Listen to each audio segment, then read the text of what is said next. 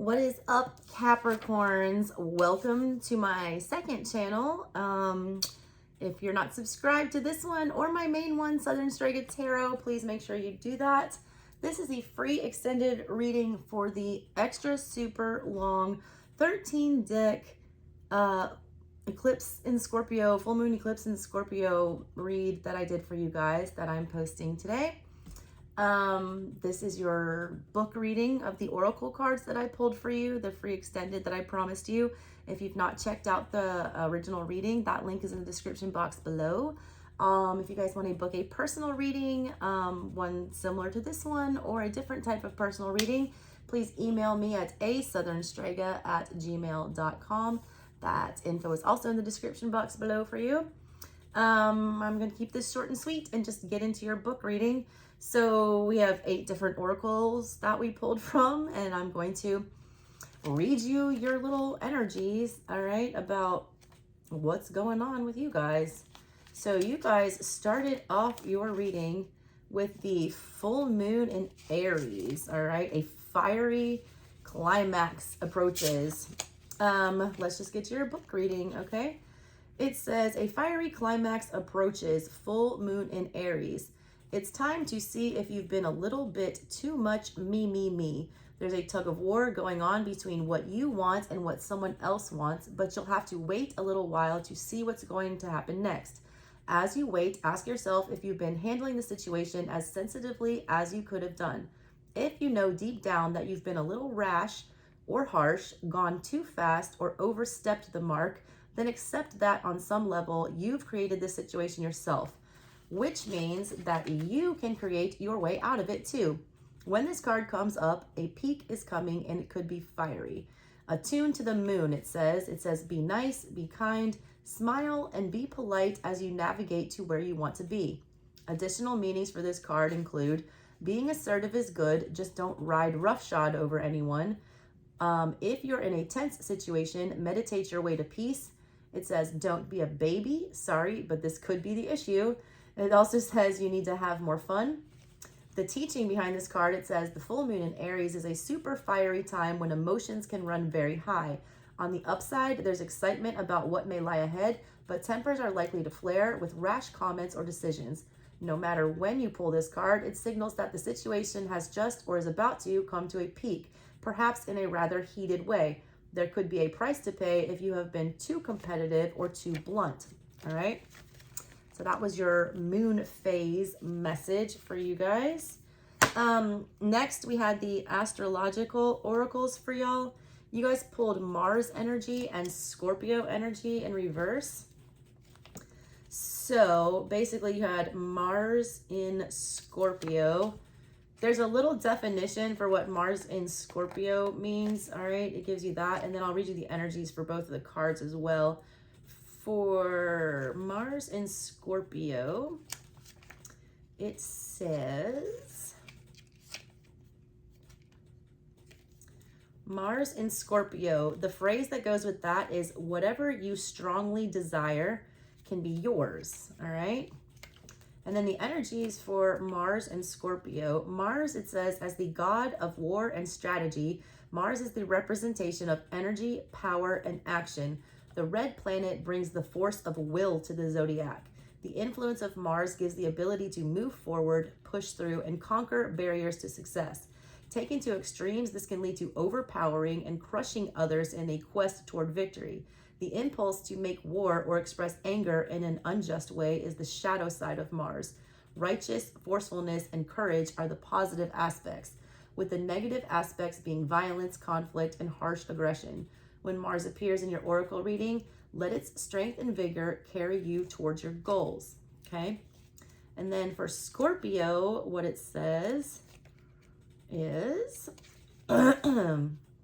Scorpio, the scorpion, element water, planetary ruler Pluto, I also say Mars. Motto is, I desire. Passion, mystery, and drama make Scorpio both fascinating and challenging. Deeply sensitive, the scorpion can lash out in self-protection if threatened, or withdraw in secretiveness and depression. Scorpio's intense nature also shows in loyalty and love that can go overboard into obsession if not kept in check, all right? So just keep those energies in mind when you're dealing with that fiery climax that you're dealing with. Next was your Beltane Oracle. You had number 13, Scorpio energy for the Scorpio moon. And that is the goat, which looked very much like your little sea goatness. Number 13, the goat, it says confidence and sure-footedness. Fearless I am in the path I choose, for I never been led astray, always finding my way. It says the goat is a wonderful card to receive. Its presence in your reading being a sign that ideas, opportunities, and projects are entering your life at this time. You may not see this taking place just yet, but just trust that things are happening behind the scenes and will soon become known to you. Your task when receiving this card is to believe in yourself and your gifts. Have you been afraid to reach for bigger goals? Have you limited yourself because you do not believe that you are capable of achieving greater things? Goat is here to challenge you to step outside of your comfort zone and scale a bigger mountain. As goats only need a few inches of space to keep their footing, you only need to take small steps to work toward your dreams. You may not have what you need to cross the finish line, but each small action pushes you one step closer. Perhaps you have already achieved much, but wonder if you can reach even greater heights. No matter your step on the success journey, know that talent is only part of the equation. The only thing truly needed to rise is believing that you can. The rest can be learned as you go. And then there's this little note about goats and the devil. There's an overall mistrust in goats as a power animal. They are often demonized and used to represent the Christian symbol of the devil, partly because the green man is often depicted with goat-like features and as having sexual relations with willing young maidens. Over the years, goats have come to be synonymous with evil, destruction, and sin, but this is a misrepresentation of their generous energy. Goat is a wonderful creature to work with and is an ideal energy to invoke in the following circumstances. That's you guys always getting your bad rap with that devil energy that is attached to your sign. So for the following circumstances, this is when you want to call on goat energy for seeking balance, when you have doubts about your capabilities or skill, for developing determination and ambition, when starting difficult projects, for overcoming challenging obstacles, for young adults who are leaving home for the first time, and when perseverance is needed. Okay, so that was your Beltane message. Next, we had the Universal Folk Oracle, which I thought was like ancestry type messages. You guys pulled duality, number 23. The keywords for this card are duality, self-awareness, observe, and release. The crystal associated with this that you might want to work with is black tourmaline. It says, be the watcher and quiet observer. Embrace and understand the duality of all things. The fairy is flanked on either side by two chattering birds. They are constantly whispering and never still in their conversation back and forth. They often confuse and cloud her judgment, yet she still holds them close and dear. Sometimes she finds wisdom in their counsel if she can calm the chatter for a while and recognize where the constant stories and speculation end. In her eyes, the dark beauty of tourmaline is reflected. This stone is a powerful aid in absorbing and releasing negative energies and thoughts. Our mind weaves a merry dance to and fro in constant conversation with itself. Learn to sit back and listen without attachment. What can be learned from our unconscious dialogue and inner chatter? The dual nature of mind and egoistic thought, when observed, can be a great teacher. Shine a light there, see it rather than be it. Okay? Let's see. Next, we had the Enchanted Map Oracle, and I pulled you 3 cards from there. Your first card, number 3, Wizard of Awareness. It says, your soul knows best, be still and observe, okay? I'm going to read you the upright and reversed meanings, even though I didn't do it as upright and reversed. I just pulled the card and did you an intuitive take. So the upright side says, mindfulness is about being observant and remaining neutral about what goes on in the world around you. This applies to the environment within you also. If you struggle inside yourself, stepping into an observer position gives you a new, powerful perspective that neutralizes any discomfort or overexcitement. You have the capacity to see things clearly now, unencumbered by opinion or desire. Wearing the world as a loose garment requires you to adopt a sense that nothing that happens to you is personal. People come and go, experiences evolve from one state to another in a continual shifting and change, no matter how much you want things to stay the same. The Wizard of Awareness asks you to give up your need to define or limit what you're experiencing now. It's all good. Let it be and watch the miracle unfold without any direct influence from you. In the reverse position, it takes on the meaning that says the Wizard of Awareness comes to you in this position to warn you that too much force behind a desire for a specific outcome robs you of a true and full experience. Step back, take your energy away from your situation, and focus on gratitude for the ever-changing conditions of life. Are you perhaps trying to control the outcome or something because you don't trust in your highest good? Meditate, be still, and your answer will come without any effort on your part. Be a neutral observer, and you'll see how this moment is but a small marker on the map of your life's journey. Okay? That was your first one. And you also had 12 and 14. 12 was slow and steady. Quote is, duh, slow and steady wins the race. Upright meaning, remember the old cliche, slow and steady wins the race? This is a time for easy movement, unhurried steps, and a steady heart. Trust that taking life at a more leisurely pace will give you greater access to your dreams. Slowing down allows more contact with the juicier elements of your life. Savor them. Reversed meaning, pushing things forward impulsively will not only prevent success, but potentially cause more trouble than you're prepared to handle. Moving too quickly will only yield unripe fruit with a bitter taste. Slow down, breathe, meditate. You're not a human doing, you're a human being. Just be. Everything will work out if you can apply the brakes and become more aware of what's happening in this moment. A calm focus on the now, breathing in the beauty of your surroundings will restore your power to consciously co-create your world. All fruits ripen in their own time. Then your last message from the Enchanted Map was 14, Ride the Wave. It says, right now, success is easy and effortless, upright. You can be assured that you're entering a time when you can ride the wave of abundance. The tide has turned and you can put your surfing skills to the test. I almost said suffering.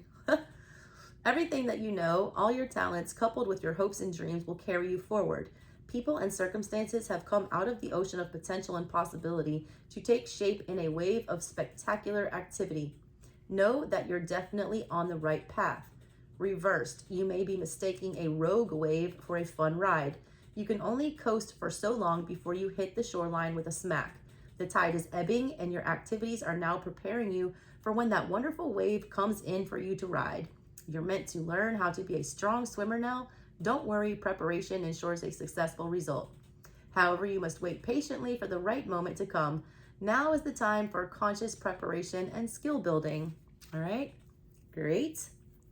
And then we also had the Fantod pack, but I'm not going to read those to you because I read them in your actual reading. So if you haven't seen the actual reading yet and you want to see the weird Edward Gorey Fantod pack message that you got, which yours was stones, then go check out the original, because the original you need to watch. It's very important. I spent a lot of time on these. The next card you had was from the Enchanted Spell Oracle, and you had Success, which is a great card. The keywords on that are triumph, achievement, and rewards. It says the alder, A-L-D-E-R, which is Alnus glutinosa. The alder tree favors wet, swampy soil to thrive in. The lesson of the alder is triumph against all the odds. In medieval times, the flowers were crushed to make a beautiful green dye for clothes and is said to have strong associations with the fairy folk. Alder's magical properties see it being used for spells to create success in business and study. The symbolism of the card, it says the priestess of success stands surrounded by a botanical wheel containing the alder tree's catkins, seed pods, and leaves. She is smiling and clothed in a turquoise, the color associated with the spring equinox Ostara, a time of balance and discovery that is celebrated between 18th of March to the 14th of April in the Northern Hemisphere. Beside her is the alder's spirit animal, the hawk, who represents victory. The divination behind this card, it says, when the success card appears, be assured that a personal or business success is on the way. You have worked hard and laid the groundwork, that you have sowed the seeds, and soon the rewards will appear. Keep your language positive and your confidence high. Expect the best to happen, and it will. Just as the spring equinox is a time of balance, a day and night of equal length, so your diligence and persistence will be balanced by achievement.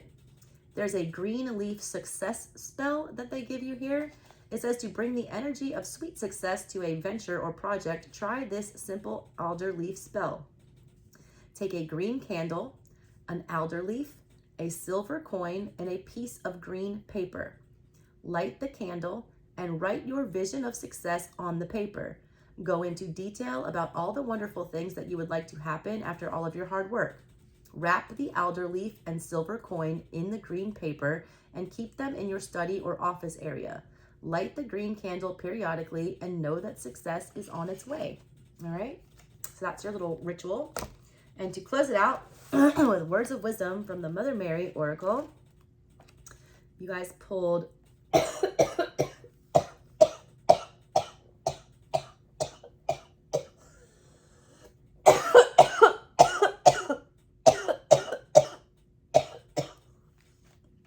oh my goodness, I'm so sorry. I channeled for like 13 straight hours doing these readings during the eclipse, and my voice is absolute trash. 33, Our Lady of Radiant Grace. It says, the descent of my grace changes everything. Your body, your mind, and your soul are brought to life in new ways, and freedom opens up to you. Can you release your familiarity with and attachment to old ways of being? Can you release your expectation of enslavement and control? You are my child. When you place your trust in me, I allow no one to harm you, no thing to confine your spirit. You are free to live wildly and expansively. There shall be no prison for your soul, beloved of mine. Your soul shall be in love with the earth and fly free. It says, like an animal that has been wounded and must learn to release aggression and distrust in order to know love and tenderness, we too must learn how to trust again and again. The nature of modern culture is that it tries to kill the soul and break the spirit. We are pushed and prodded into fitting into stereotypes, humbled into believing that we are not enough just as we are, and manipulated into believing that we must buy our way into status in order to have worth. The body is humiliated by comparisons and judgments, and the spirit is derided by beliefs that if you cannot see or touch it physically, then it isn't real. You aren't in the real world if you believe in spiritual matters, and you are delusional and naive if you aim to live from love rather than from scarcity, power games, and fear. This is part of the test of being human.